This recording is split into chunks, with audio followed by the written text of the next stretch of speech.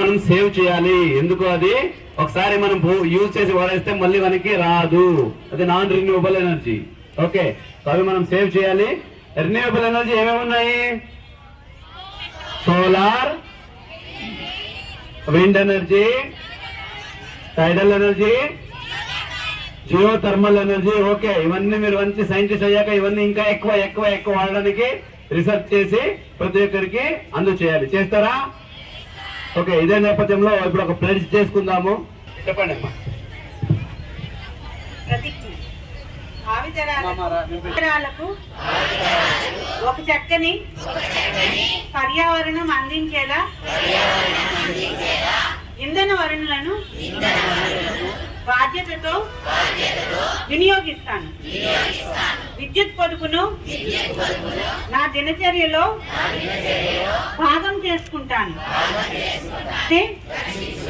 కాపలాదారుగా ఉంటాను. అత్యంత విలువైన విద్యుత్ శక్తి ఏ రూపంలోనూ వృధా కాకుండా ఎల్లవేళలా జాగ్రత్తగా వ్యవహరిస్తాను. బాధ్యత గల భారతదేశ పౌరునిగా విద్యుత్ వృధాను అరికట్టి విద్యుత్ శక్తిని సరైన రీతి వివరించి విద్యుత్ పొదుపు సందేశం అందరికీ చేరేలా పాటుపడతానని